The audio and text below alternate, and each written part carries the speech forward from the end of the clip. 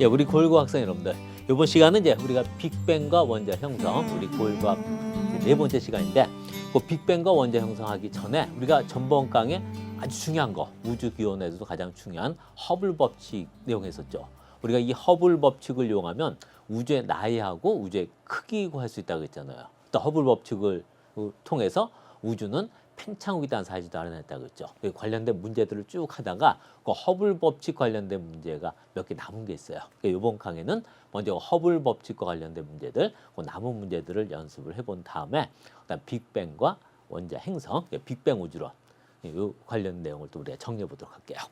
그래서 여러분 교재 51쪽에 그 단원 종합 문제부터 보도록 할게요. 여러분들께 우리가 내용을 쭉 정리하고 문제를 해보고 하면 훨씬 또 이제 보긴 편한데 실제 여러분들 학교 시험에서도 보면 문제가 나온 유형이 딱딱 정해져 있잖아요. 여러분들 이제 학교 시험 준비를 할 때 가장 효율적인 방법은 그 문제가 이 고일과학 내용도 이렇게 문제가 나오는 유형별로 먼저 내용을 정리한 다음에 그 유형에 맞는 문제를 이렇게 집중적으로 연습하는 게 훨씬 효과적이에요. 그래서 이제 문제가 좀 왔다 갔다 하는 것 같지만은 이제 우리가 이 단원별로 내용별로 이렇게 정리를 하다 보니까 여러분들 이게 시험에서 훨씬 더 효과적이라고 보면 돼요. 그래서 이번 시간에는 이제 먼저 허블 법칙 관련된 문제들 그 몇 개 연습을 더 해보는 거야. 그래서 51쪽에 그 단원 종합 문제 그 5번 문제 볼게요. 항상 이 허블 법칙은 기본적으로 여러분들이 꼭 외워둬야 되는 거 있다고 했잖아요. 허블 법칙식 어떻게 돼요? 허블 법칙식은 V는 HR 이건 여러분들이 꼭 외우고 있어야 돼요. 여기서 V는 외분화의 후퇴 속도, R은 외분화까지 거리, 요 H가 허블 상수죠. 허블 상수잖아요. 근데 요 우리가 이 허블 상수는 상수라고 하지만 아직 확실히 정해지지 않았다고 했죠. 그래서 이 문제의 경우도 A하고 B에 따라 허블 상수가 달라지잖아요. 그럼 이걸 찾는 방법은 V는 HR이니까 여기 그냥 간단히 거리가 100메가파섹인 곳에서 보자고요. 100메가파섹인 곳을 보면 A가 B보다 속도가 빠르잖아요. 그럼 V는 HR에서 거리가 같은데 거리가 같은 경우에는 H가 클수록 V 후퇴 속도 커지죠. 그럼 거리가 같은 경우에는 허블 상수가 클수록 은하의 후퇴 속도는 빨라지잖아요. 그럼 이제 거리 같은 경우 A에서 관측한 은하의 후퇴 속도가 B에서 관측한 은하의 후퇴 속도보다 크죠. 빠르잖아요. 이 말은 A에서 관측한 허블 상수가 B에서의 허블 상수보다 커야 된다는 거잖아요. 그럼 이 자료를 보고 허블 상수는 요 H는 A가 B보다 크다. 이걸 찾을 수 있어야 돼요. 거기 이제 보기 중에 허블 상수는 A가 B보다 크다. 맞죠? 그럼 우리가 이 허블 상수를 이용해서는 우주의 나이하고 우주의 크기도 알 수 있다고 했죠. 그것도 여러분들 꼭 외우고 있어야 되잖아요. 허블 상수를 이용한 우주의 나이가 어떻게 됐어요? 이 허블 상수의 역수 H분의 1이 바로 우주의 나이잖아요.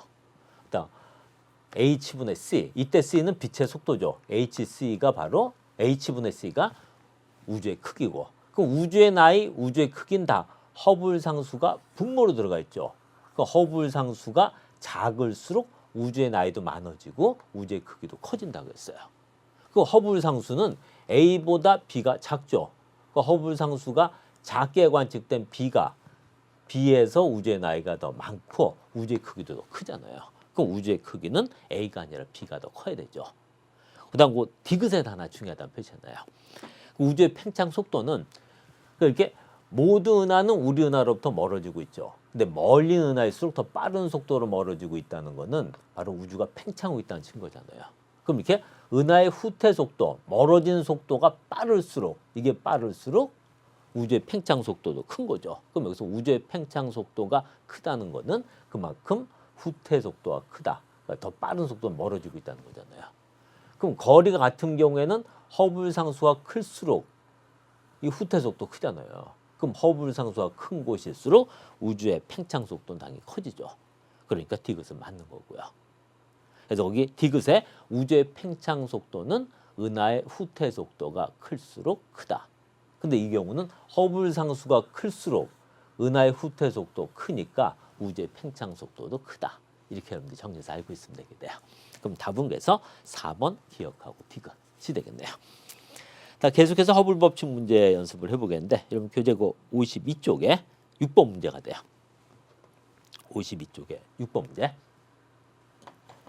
ABC 은하의 후퇴 속도하고 거리가 나와 있어요.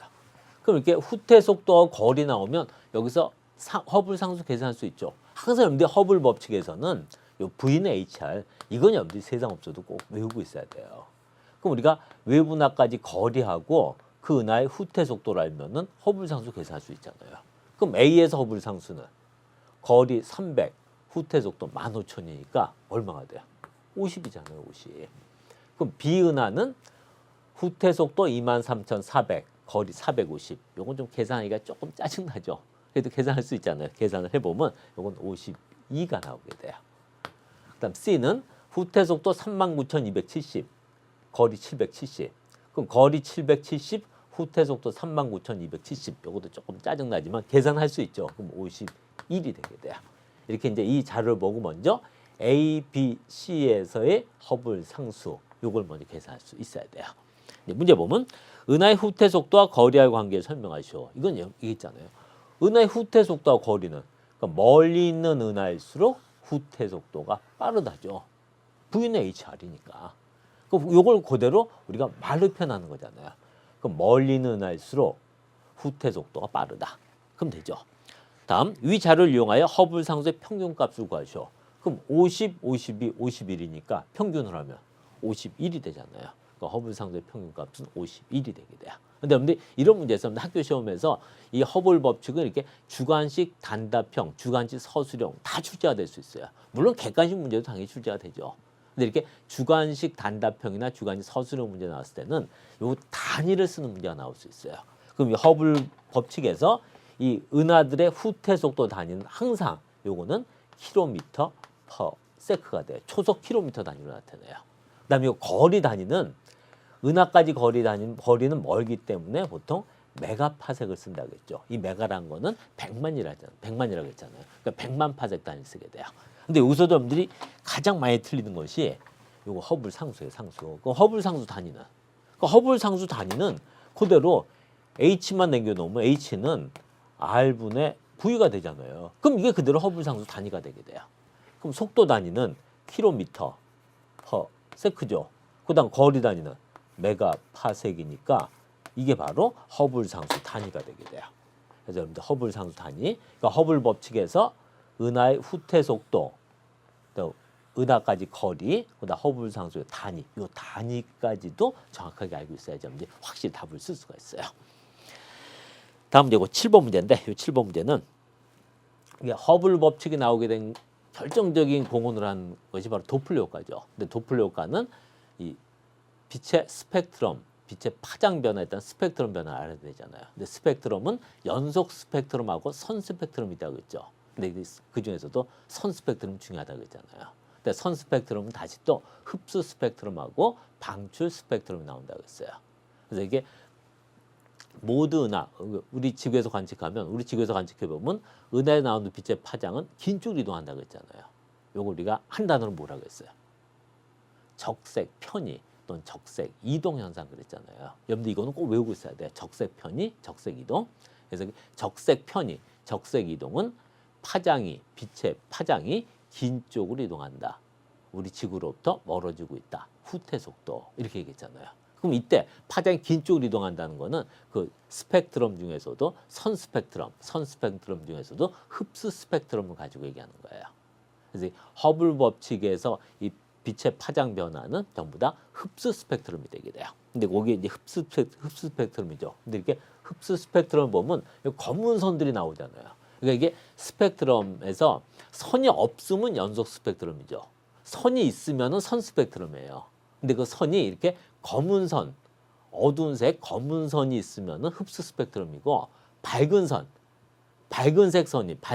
나오는 거는 방출 스펙트럼이라고 했어요. 그럼 이렇게 여기서 이런 검은 선이 만들어진 이유는 별빛이 대기를 통과할 때 그 대기가 이 별에 나온 빛 있잖아요. 대기가 이 별에 나온 빛 중에서도 특정 파장의 빛만 흡수하기 때문에 그런 거죠. 이런 경우는 이제 주관식 서술형 문제니까 근데 이건 정확하게 쓸 수 있어야 돼요. 그럼 이건 이제 대기에 있는 원소들이 별에서 나온 빛 중에서도 그 특정 파장의 빛을 흡수하기 때문이다. 이렇게 써주면 되게 돼요. 그래서 우리가 이 선 스펙트럼을 분석해 보면 그 별을 구성하는 원소 종류를 알 수 있다고 했죠. 여기까지 여러분 알고 있어야 돼요. 그래서 이 7번 유형의 문제는 주관식 서술형 문제로 충분히 나올 수 있는데 그 문제 형태도 두 가지가 가능해요. 이 문제 7번 문제처럼 이렇게 검은 선이 만들어진 이유, 이 검은 선이 만들어진 이유가 있을 때는 이 대기에 있는 원소들이 별 빛 중에서도 특정 파장의 빛을 흡수하기 때문이다. 이렇게 얘기하면 되게 돼요. 그럼 이런 선 스펙트럼을 통해서 우리가 알 수 있는 사실을 했을 때는 별을 구성하는 원소의 종류. 이걸 물어보는 문제도 나올 수 있어요. 그럼 이제 두 가지를 다 정확하게 정리해서 기억을 해둬야 돼요. 다음 문제, 이번 교재 56쪽으로 가서 56쪽은 이제 수능 맛보기 문제네요.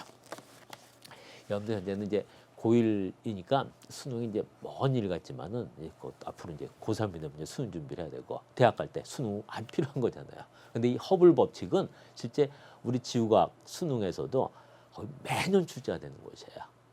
여러분들 이제 여러분들 고1이니까 이제 문과, 이과 계열을 결정하지 못했죠. 여러분들 앞으로 이제 올해 그 여름방학 이전에 이제 계열을 선택을 할 거예요. 그 문과 계열이나 이과 계열이나 특히 이제 이과 계열로 오는 학생들은 이과 계열은 수능 시험 볼 때 이제 과학을 꼭 수능에서 시험 보게 돼요. 근데 우리 과학은 현재 우리 고1 과학은 이 과학은 물리, 화학, 생명과학, 지구과학 네 개 분야가 다 합쳐진 거예요. 근데 여러분들이 앞으로 이제 고2, 고3이 되면은 이 과학을 이제 이렇게 고1과학 합쳐서 배우는 것이 아니라 이제 분야별로 물리, 화학, 생명과학, 지구과학 이렇게 분야별로 나눠서 공부를 하게 돼요.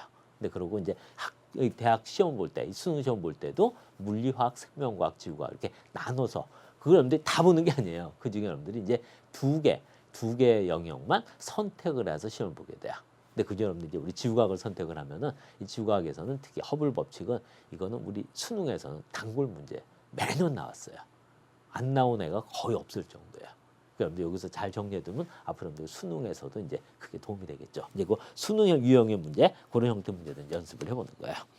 그리고 이 56쪽에 그 1번 문제는 이 수능에서 이미 한번 출제가 됐던 문제예요. 거기 보면 2012학년도 수능에서 출제가 됐었던 문제였어요. 여기 보면 이제 4개 은하의 거리하고 후퇴 속도가 나왔어요. 그럼 여기 보면 항상 허블 법칙하면 V는-HR이라고 그랬잖아요. 그러니까 이 식은 기본적으로 꼭 외우고 시작해야 돼요. 그럼 멀리 있는 은하일수록 후퇴 속도가 빠르다 그랬죠. 그럼 여기서 후퇴 속도 가장 빠른 바다 뱀자리가 가장 멀리 있는 은하잖아요. 그럼 네 개 은하 중에선 후퇴 속도 가장 느린 처녀자리가 우리 은하로부터 가장 가까이 있는 은하가 되는 거고. 이제 보면 멀리 떨어진 은하일수록 후퇴 속도가 빠르다. 맞죠? 그럼 답은 그대로 1번이 되게 돼요. 그러니까 허블 법칙 문제는 여러분들이 요걸 정확하게 외웠다면 다 이거 갖고 답을 쓰는 문제예요. 그리고 이제 답은 나왔는데 항상 여러분들이 이런 문제를 할 때는 답이 중요한 건 아니죠. 여러분들이 학교 시험도 마찬가지인데 학교 시험에서 출제되는 문제는 물론 같은 내용이 나오지만은 우리 그 EBS 뉴턴 함수론 교재에 있는 문제가 똑같이 나오진 않겠죠. 어딘가 바뀌어서 나올 거 아니에요. 그럼 그 바뀌어서 나왔을 때도 여러분들 그걸 정확하게 답을 찾으려면은 어떤 이런 문제 답보다는 이 문제에서 나온 내용 중에 맞은 건 왜 맞고 틀린 건 왜 틀렸는지를 정확히 여러분들 하나하나 판단할 수 있어야지만이 그런 경우는 이 문제가 어떤 형태로 변형이 되더라도 여러분들 학교 시험에 충분히 답을 쓸 수가 있어요. 그래서 이제 틀린 내용들을 한번 확인해 보도록 할게요. 먼저 2번에 거리지수에 대한 중요하다는 표시를 해놔요. 근데 거리지수, 이 말은 여러분들 학교 시험이 조금 어렵게 출제가 될 때 나올 수 있는 내용이에요. 우리가 이런 얘기 했잖아요. 보통 우리가 별의 겉보기 등급을 소문자 M, 절대 등급을 대문자 M으로 표시한다고 했죠. 그래서 여러분들이 이 식 기억나죠? 요거 식. 마이너스 먼저 쓰면 마이너스 5 플러스 5로고 R이라는 이 식이 있었잖아요. 이 식. 이것도 R의 별까지 거리죠. 그래서 우리가 별의 겉보기 등급과 절대 등급을 알면은 그 별까지 거리를 알 수 있다고 했죠. 그럼 여기 보면 겉보기 등급 마이너스 절대 등급한 숫자가 이게 클수록 그만큼 우리 지구에서 멀리 있는 별이라고 했어요. 그럼 이때요 겉보기 등급에서 절대 등급 뺀 숫자, 이 숫자 있잖아요. 이거를 우리가 다른 말로 조금 어려운 말로 거리 지수라 그러게 돼요. 그럼 거리 지수가 크다는 것은 바로 이게 크다는 거죠. 지구에서 멀리 있는 별이다. 이런 뜻이 되게 돼요. 그럼 거리 지수는 바다뱀 자리 은하가 가장 작다. 이 말은 바다뱀 자리 은하가 우리 은하에 가장 가까이 있는 은하다. 이거 같은 말이에요. 근데 바다뱀 자리 은하가 우리 은하에서 가장 멀리 있는 은하잖아요. 이게 틀린 거죠. 다음 적세 편이량은 목동 자리 은하가 가장 작다. 적세 편이량에다가도 중요하다는 표시라고. 적세 편이량 이건 바로 후퇴 속도 얘기하는 거잖아요. 그럼 적세 편이량이 가장 작다는 거는 후퇴 속도가 가장 작다. 그건 처녀 자리가 돼야 되죠. 이게 틀린 거고, 이게 적세 편이량이 가장 작다 하면 후퇴 속도가 가장 작다는 뜻이라겠어요. 은하들은 우리 은하에 가까이 접근하고 있다. 거의 대부분 은하가 우리 은하로부터 멀어지고 있다고 했죠. 근데 우리 은하에 이제 아주 가까이 있는, 아주 예외적으로 우리 은하에 가장 가까이 있는 외부 은하가 바로 안드로메다 은하라고 했잖아요. 근데 안드로메다 은하보다 좀 멀지만은 다른 외부 은하에 비해서 좀 가까이 있는 은하가 또 마젤란 은하가 있어요. 이런 은하의 경우는 이제 우리 은하에 좀 가까워지고 있어요. 그거는 그 은하란 것 자체가 별이 1000억 개 이상 모이는 곳이다 그랬죠. 1000개가 아니에요. 1000억 개예요. 1000억 개 이상이 모이는 곳이에요. 그럼 그 우리 은하하고 그 은하 사이에 중력이 작용할 거 아니에요. 그러니까 우리 은하 이렇게 가까이 있는 은하들, 외부 은하의 경우는 그 중력 때문에 이렇게 접근하는 경우가 있어요. 근데 이제 거의 대부분의 은하는 다 우리 은하로부터 멀어지고 있는데 예외적으로 특히 이제 안드로메다 은하는 하나 좀 외워둬야 된다고 했죠. 안드로메다 은하의 경우는 우리 은하로부터 멀어지지 않고 우리 은하에 지금 가까워지고 있는 거예요. 그럼 여기 있는 은하들은 다 후퇴 속도니까 우리 은하에서 멀리 은하잖아요. 여기 있는 은하들은 전부 다 멀어지고 있어요. 그래서 틀린 거고. 그 스펙트럼에 나타나는 흡수전의 파장은 원래 파장보다 짧다. 그럼 거의 모든 은하는 우리 은하로부터 서로 멀어지고 있다고 했죠. 그렇게 거의 모든 은하가 우리 은하로부터 서로 멀어지고 있다는 것을 우리 은하로부터 멀어지고 있다는 사실을 어떻게 알았다고 했어요. 그 은하에서 나온 빛의 파장 변화를 보고 찾았다고 했잖아요. 근데 이렇게 멀어지고 있는 은하들은 은하에서 나온 빛의 파장이 긴 쪽으로 이동해요, 짧은 쪽으로 이동해요. 긴 쪽으로 이동하잖아요. 그걸 우리가 다른 말로 적색 이동 또는 적색 편이라고 그랬죠. 그게 바로 도플러 효과잖아요. 그럼 거기 보면 스펙트럼에 나타나는 흡수의 파장은 전부 다 후퇴 속도 멀어지고 있으니까 원래 파장보다 짧다가 아니라 길다 해야 되죠. 그래서 틀린 거고요. 그래서 답은 이제 1번이 되게 돼요. 다음 이제 그 유사 문제도 한번 보도록 할게요. 가로축이 외부 은하까지 거리. 그러니까 우리가 외부 은하라고 하는 거는 우리 은하를 제외한 나머지 은하들을 다 외부 은하라 그래요. 그러니까 우리 은하라고 하는 거는 우리 태양계가 속해 있는 은하가 우리 은하예요. 그 우리 태양계가 속해 있는 은하 아닌 다른 은하들은 다 외부 은하 그러게 돼요. 그럼 이걸 우리가 식으로 쓰면은 허블 법칙이잖아요. 바로 V는 HR이잖아요. 그 V는 HR을 이렇게 그래프로 만들면 이런 식이 나오는 거죠. 거리가 먼 은하일수록 적세 편이라인이 커진다. 그 적세 편이라인이 커진다. 여기다 밑줄을 쳐놓고 그 적세 편이라인이 커진다. 이걸 다른 말로 하면 후퇴 속도가 빠르다. 같은 말이죠. 그래프의 기울기는 우주의 나이다. 이 니은 맞아 틀려요. 이 그래프의 기울기. 그럼 여기서 그래프의 기울기가 바로 뭐냐면 허블 상수 h잖아요. h인데 우주의 나이는 h가 아니라 h분의 1이죠. 허블 상수의 역수가 우주의 나이잖아요. 그 우주의 나이는 그래프 기울기의 역수. 그래프 기울기의 역수가 우주의 나이가 되죠. 그래서 허블 법칙으로 구한 우주의 나이는 h분의 1. 허블 법칙으로 구한 우주의 크기는 h분의 c. 이거는 꼭 외워야 된다고 했어요. h분의 1, h분의 c는 직접 여러분들 쓰는 단답식 문제로, 단답형 문제로도 학교 시험에서 자주 나오는 내용들이에요. 우주의 중심은 우리 은하이다. 이건 당연히 틀렸죠. 팽창한 우주에는 중심이 없다 그랬잖아요. 팽창 우주에는 중심이 없다 그랬죠. 옳은 거 했으니까 답은 1번 기억이 되게 돼요. 그래서 이 허블 법칙 아주 중요한 건데 이 정도면 여러분들 허블 법칙 관련된 문제는 학교 시험에서 어떤 형태의 문제가 나온다 하더라도 뭐 이건 완벽하게 답을 쓸 수가 있을 거예요. 다음 이제 해론 교재 12쪽으로 다시 돌아와서 이제 우주 생성 이론인데 현재 우주가 이제 팽창하고 있다는 사실이 밝혀졌죠. 허블에서 우주는 팽창하고 있어요. 또 우주가 팽창하고 있는데 우주가 팽창하면 당연히 우리가 이렇게 팽창한다면 부피가 커지는 거잖아요. 그 부피가 커지면은 밀도는 어떻게 돼요? 부피가 커지니까 밀도는 감소해야 되겠죠. 근데 우주는 팽창하지만은 밀도는 거의 변화가 없다. 이렇게 보는 견해가 있고 우주는 팽창하는 것만큼 밀도가 감소한다라고 보는 견해가 있어요. 그게 이제 각각 대폭발설, 연속 창조설이라고 하는 거예요. 그래서 이제 우주 생성 이론하면 크게 대폭발설하고 연속 창조설 두 가지가 있게 돼요. 그래서 교재 이제 12쪽에는 그 내용이 나와 있는데 이 대폭발설을 우리가 다른 말로 빅뱅 우주론이라고 돼요. 그럼 연속 창조설은 다른 말로 이제 정상 우주론이라고 그러게 돼요. 똑같은 말이에요. 그러니까 정상 우주론이라는 거는 연속 창조설을 얘기하는 거고 대폭발설은 빅뱅 우주론을 뜻하게 되는 거예요. 근데 이제 먼저 결론부터 얘기하면 현재는 정상 우주론이 아니라 이 대폭발설, 빅뱅 우주론이 맞다. 이렇게 보는 게 현재의 견해예요. 근데 초기에는 연속 창조설이 맞다고 생각을 했어요. 그러니까 연속 창조설이 전체 이제 주류가 됐어요. 근데 거기서 이제 일부 학자들이 대폭발설을 주장한 거야. 그래서 실제 이 대폭발설이 이제 빅뱅 이론인데 빅뱅이란 말이 나온 것도 참 나온 과정이 이 빅뱅 이론이라는 이름을 만든 사람들이 누구냐면 연속 창조설을 주장한 사람들이에요. 그 연속 창조설을 주장한 학자들이 이제 이 대폭발설을 비난하면서 이런 얘기를 한 거예요. 어떤 이 정신 나간 학자들은 내가 한 얘기가 아니라 그때 연속 창조설을 주장했던 학자들이 얘기를 한 거예요. 어떤 정신 나간 학자들이 이제 대폭발설을 주장한 학자들 얘기하는 거죠. 어떤 정신 나간 일부 학자들은 우주가 큰 폭발, 빅뱅이죠.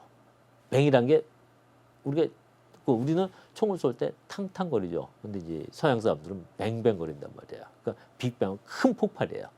우주가 큰 폭발로 생겼다고 하는 이런 정신 나간 학자들이 있다. 얘기를 한 적이 있어요. 그때 빅뱅이란 말을 쓴 거예요. 근데 그 후에 이제 이 빅뱅 이론을 주장했던 학자들이 볼 때, 그거 참 좋은 말이다. 그거 괜찮은 말이네 해서 이제 그걸 우리 이론을 쓰자 해서 이제 빅뱅 이론이 됐어요. 근데 이제 현재는 이제 빅뱅 이론이 맞다는 거죠. 근데 이 여러분 교재 12쪽에는 빅뱅 이론하고 그다음 이제 20쪽에 여러분 교재 20쪽으로 가면은 빅뱅과 원자 형성. 여기서 같은 내용이 나오게 돼요. 그래서 그 교재 12쪽에 있는 우주의 나이하고 우주의 크기 구하는 방법은 우리가 바로 전번 강의 허블 법칙에 다 다뤘잖아요. 그래서 거기 이제 빅뱅 우주론은 우리가 이제 빅뱅과 원자 형성 여기서 같이 다루게 돼요. 이게 이제 20쪽으로 와서 12쪽에 있는 우주 생성 이론과 20쪽에 빅뱅 이론, 빅뱅 우주론 같은 내용이니까 요건 이제 우리가 같이 이렇게 한꺼번에 모아서 이제 정리를 하고 또 관련된 문제들 연습을 해보도록 할게요. 근데 이 우주의 생성 과정은 우리 지구과학에서는 천문학보다는 이제 물리에서는 우주가 탄생했을 때부터 쭉 따지게 돼요. 그래서 빅뱅과 원자 형성은 우리 이제 지구과학 분야하고 물리 분야 같이 들어가 있는 내용이 되게 돼요. 그래서 이제 여러분들하고 나하고 이제 우리 지구과학을 다루는 거니까 여기서 우리 지구과학 시간에는 이제 연속 창조설하고 대폭발설의 특징. 근데 현재는 대폭발설이 맞다고 생각한다고 했잖아요. 그럼 대폭발설이 맞다고 하는 데는 어떤 확실한 유력한 증거가 있어야 되잖아요. 이 대폭발설의 가장 확실한 증거가 바로 우주 배경 복사라고 하나 유명한 거예요. 우주 배경 복사하고 또 우주 공간에 수소하고 헬륨 분포비가 있어요. 그럼 이 우주 배경 복사는 무엇이며 또 우주 공간에 수소하고 헬륨의 분포비가 왜 대폭발설의 가장 유력한 증거가 되냐? 그 내용을 다루고 그다음 이제 우주가 처음 태초에 생겨서 이제 원자가 물질이 생성되는 과정이 있잖아요. 이 과정은 이제 물리 분야를 주로 다룬 내용이 되게 돼요. 그러니까 이 부분은 이제 여러분들 민석환 선생님하고 같이 이제 물리 분야 내용에서 그걸 같이 다루게 돼요. 그래서 빅뱅과 원자 형성은 크게 이제 우리 지구과학 분야하고 물리 분야 이렇게 두 개로 나눠서 다뤄요.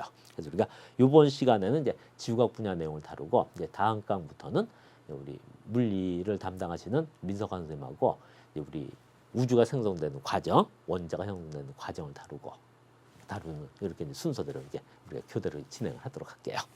그럼 먼저 대폭발설하고 연속창조설 한번 비교해 보도록 할게요. 이제 그림을 보면 근데 대폭발설이건 연속창조설이건 우주는 팽창하고 있다는 건 확실한 거예요.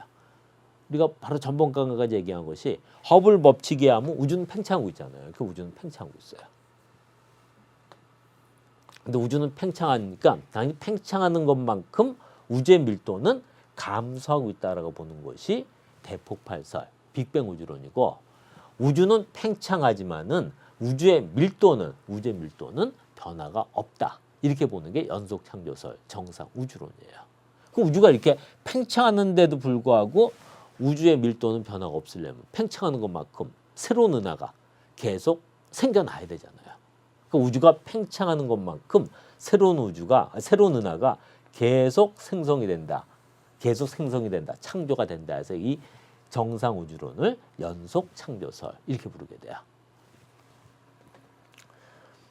그럼 이제 이 두 가지를 이제 비교해 보면, 그럼 대폭발설하고 연속 창조설을 봤을 때 먼저 공통점이 있어요. 공통점은 다 우주는 팽창하고 있다는 거. 이건 확실하단 말이에요.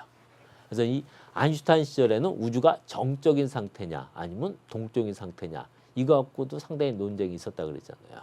근데 우주는 계속 팽창하고 있는 동적인 상태라는 것을 허블이 입증을 했었죠. 입증을 해줬죠. 그럼 우주는 팽창을 하고 있는데 그 팽창하는 우주가 어떻게 생성이 됐냐? 그거는 이제 다시 대폭발설, 연속 창조로 나눠지게 돼요. 그럼 대폭발설이건 연속 창조설이건 우주는 팽창하고 있다는 거는 공통점이에요. 그리고 팽창한 우주에는 중심이 없다 그랬잖아요. 이건 같은 거란 말이에요.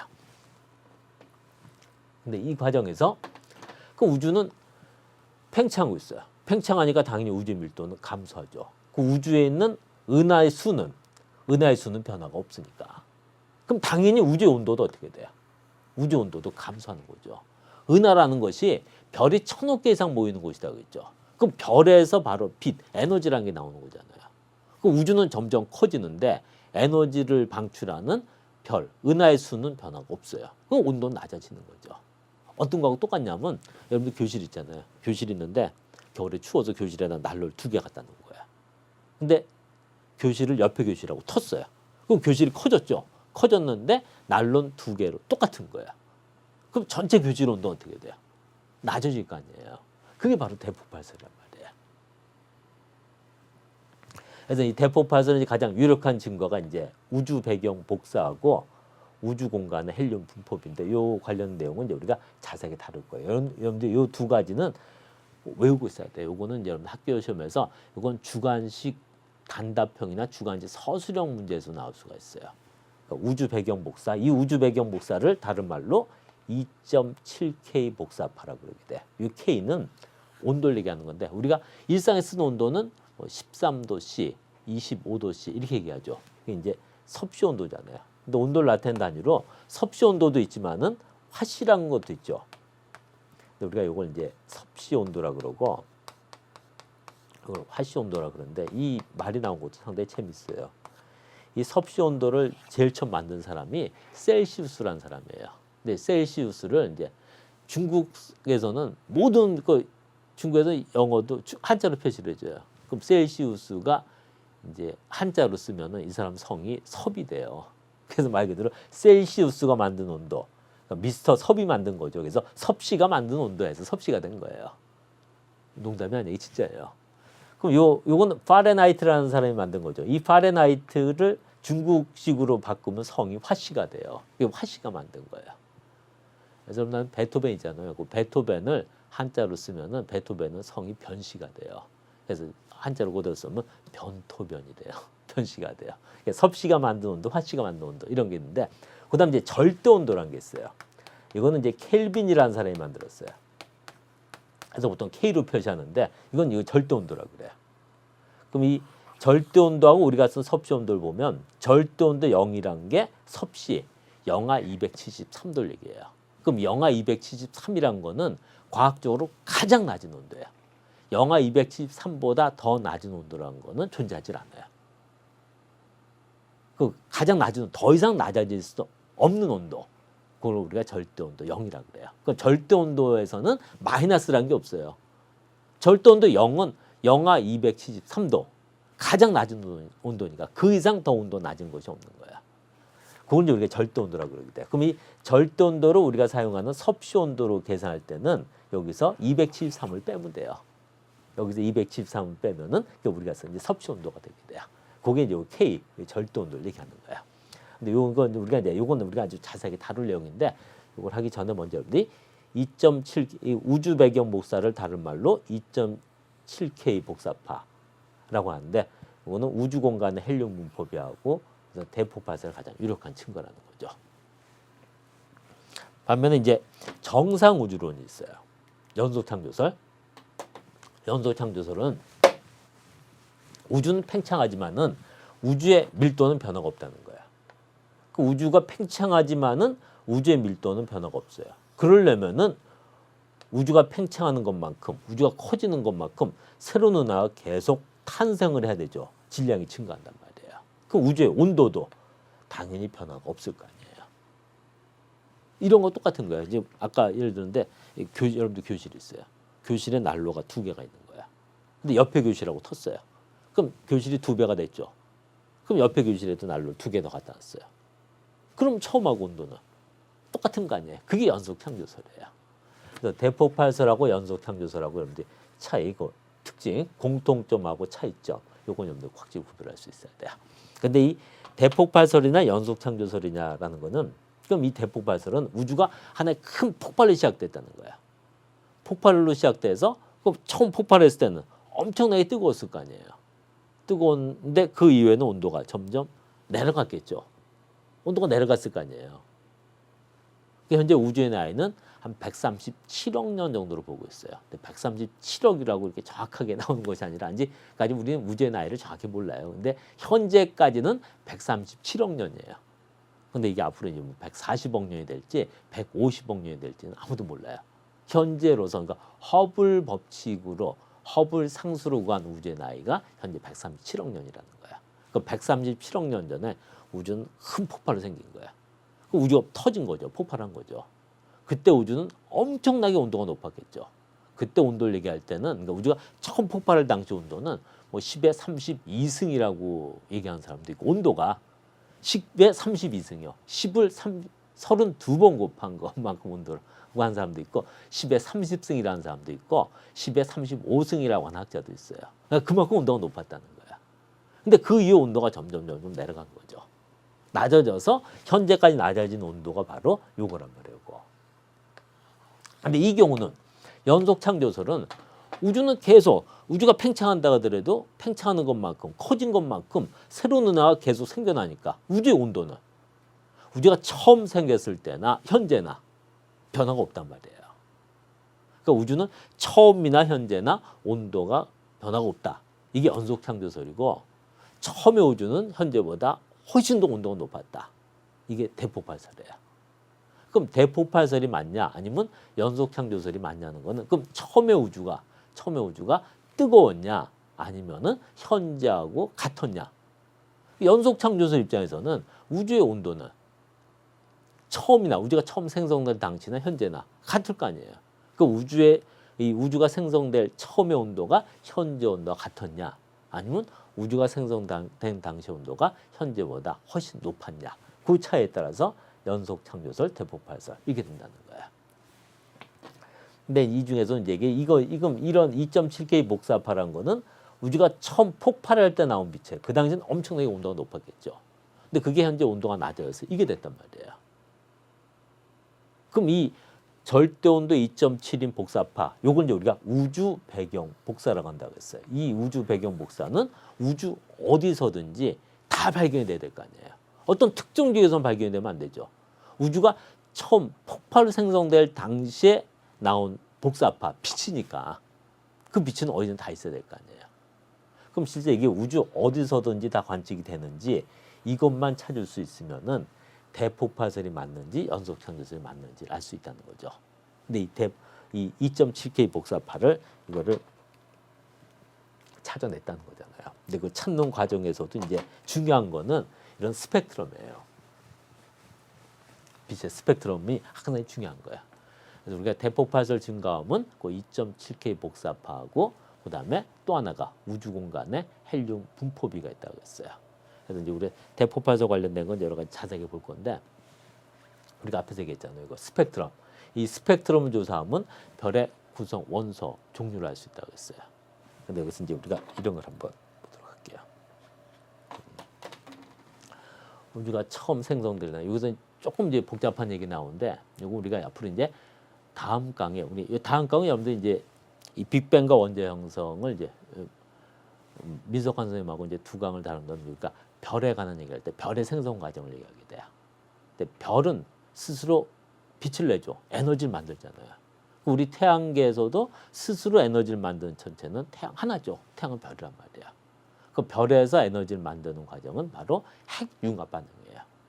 그 우리 태양의 에너지원은 수소가 헬륨 변하면서 만든 에너지, 수소 핵융합 반응이 되게 돼요.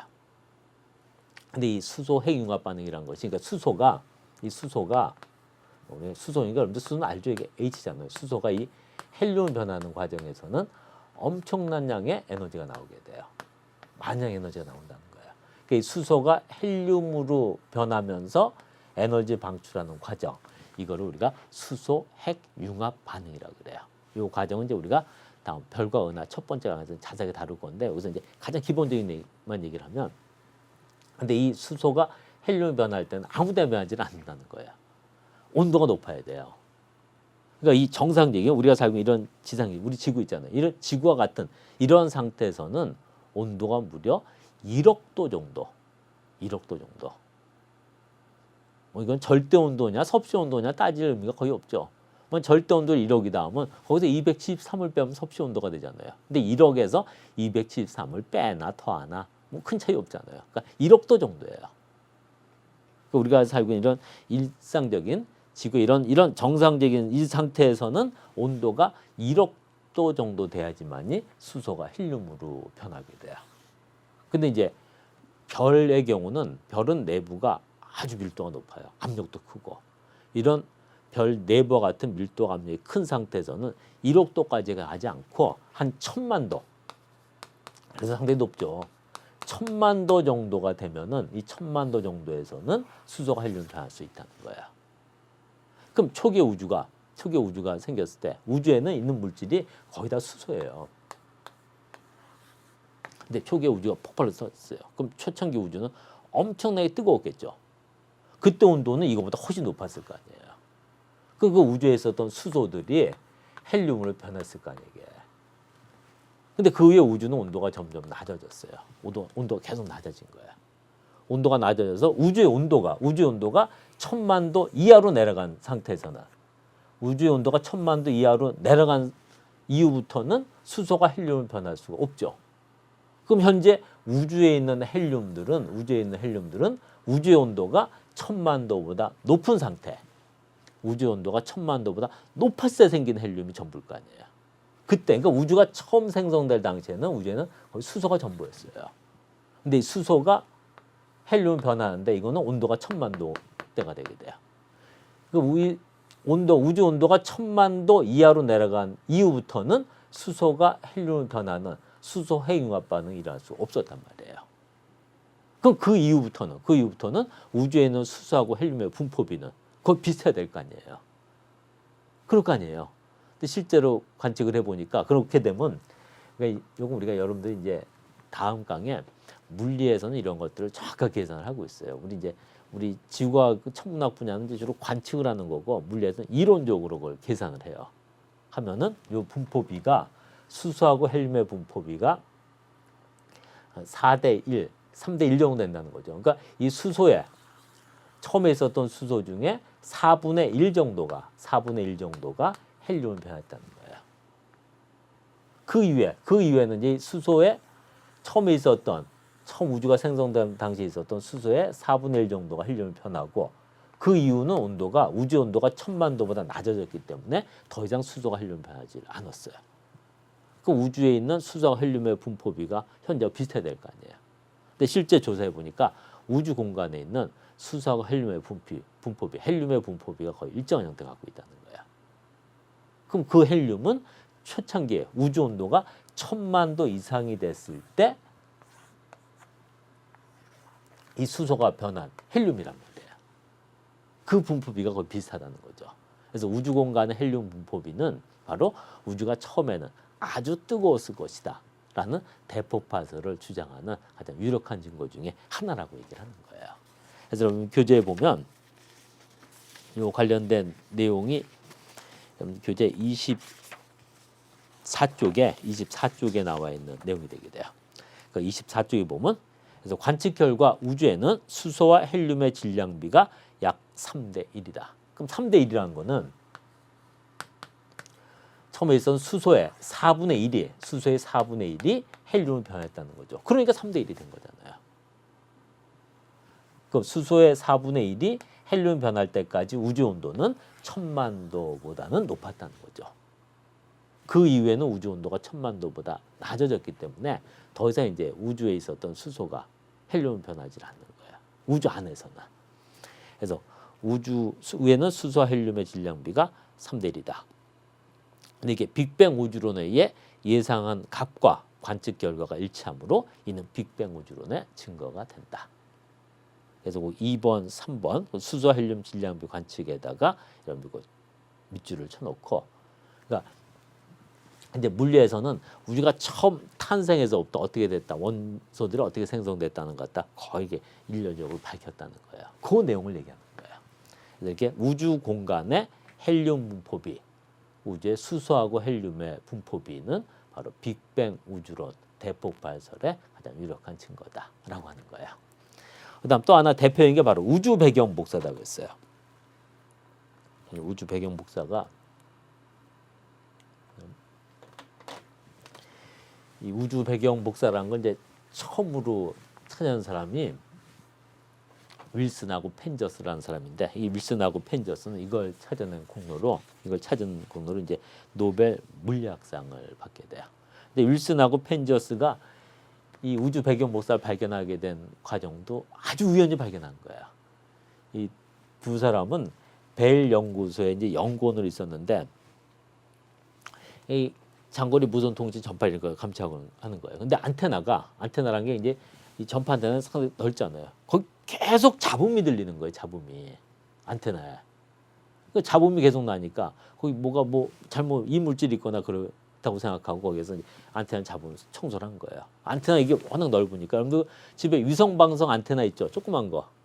그런 거와 똑같은 거예요. 근데 이거는 훨씬 크겠죠. 그 안에 이제 새들이 둥지를 틀고 사는 경우가 있어요. 그럼 그렇게 해서 이제 잡음이 생기는 경우가 종종 있었대요. 그래서 이 경우도 이제 그런 경우인가 보다 하고 이제 올라가서 안테나, 거기까지 접시 안테나까지 올라가서 윌슨하고 펜저스라는 사람이 그걸 다 깨끗이 청소를 한 거야. 그럼 청소를 했으면 잡음이 없어져야 될 거 아니에요. 그런데도 잡음이 계속 들리는 거야. 그럼 이거는 어떤 다른 이물질 때문이 아니죠. 그게 보니까 이 잡음이라고 생각했던 것이 여러 방면에서 같은 세기로 다 관측이 되는 거예요. 그걸 보니까 그게 이제 거기 나온 파장을 전파를 보니까 그게 절대 온도로 2.7K 정도는 빛에 나온 파장하고 거의 같다는 거예요. 근데 이게 절대 온도 2.7이라는 거는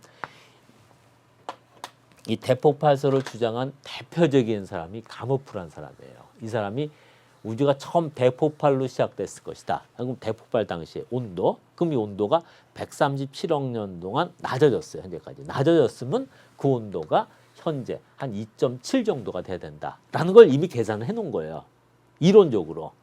근데 실제 이 절대온도 2.7인 복사파가 여기서 관측이 됐다는 거죠. 나중에 보니까 이게 우주 전혀 어디든 다 관측이 되게 되는 거예요. 그럼 이렇게 절대온도 2.7인 이 우주 배경 복사가 관측이 된다는 거는 우주 전역에서 어디든 다 관측이 된다는 거는 바로 우주는 대폭발로 생성이 됐다는 빅뱅 우주론이 맞다는 유력한 증거가 됐다는 거죠. 그래서 이걸 발견한 공로로 이 펜저스하고 윌슨은 노벨 물리학상을 받게 돼요. 노벨상에 지구과학 분야는 없어요. 지구과학 분야는 이제 이런 물리나 화학적의 같이 이제 얹어서 받게 돼요. 이게 새로운 걸 발견해서 받게 돼요. 그래서 이제 요 2.7K 복사파를 나타내는 그림이 바로 이거예요. 그래서 여기 2.7K의 이론적인 복사 곡선이 있죠. 이 흑체란 말은 원래 이건 실제 없는 거예요. 그러니까 흡수하는 빛이 이렇게 들어가잖아요. 입사된 빛을 100% 흡수하고 또 100% 흡수한 빛을 100% 방출하는 것을 흑체라 그래요. 근데 실제 흑체란 거는 없어요. 근데 흑체에 가장 가까운 물체가 검은색이잖아요. 검은색 물체. 그래서 흑체라고 하는 거예요. 근데 여기서 이제 큰 의미가 없는 건데 이론적으로 계산한 2.7K 복사 곡선, 이게 무슨 말이냐면, 그러니까 우주가 대폭발로 시작됐다고 하면 대폭발로 시작될 당시에 온도, 그럼 온도가 점점 낮아져서 현재 온도는 이 정도가 된다는 걸 이론적으로 물리에서 계산했다 그랬잖아요. 그리고 그다음 이제 코비 위성에서 관측한 배경 복사 값하고 거의 일치하다라는 거죠. 그래서 코비 위성은 바로 이 우주 배경 복사를 관측하기 위해서 뛰어난 위성이에요. 이거 뛰어난 위성이 되게 돼요. 그래서 이 코비 위성에서 관측한 우주 배경 복사가 이론적으로 관측한 2.7K 흑체 복사 곡선하고 거의 일치한다는 거죠. 그런데 이 우주 배경 복사는 여러분들도 일상에서 다 경험을 해본 적이 있어요. 이게 생소한 것이 아니에요. 요즘은 텔레비전이 뭐 24시간 방송을 하니까 그런 경우 없는데 전 텔레비전을 방송하다 한 밤 12시나 1시 되면 방송이 끝나잖아요. 그럼 텔레비전을 켜놓고서 방송이 끝날 때 애국가 나오죠. 애국가 나오고 방송이 끝나면 갑자기 전파가 이제 끝나니까 그 다음에 화면을 보면 텔레비전 화면이 이렇게 변한단 말이에요. 이렇게 지지거리는 거 있잖아요. 근데 요 사이에 그것도 전파니까 절대온도 2.7K인 이 우주 배경 복사도 전파 중에 하나예요.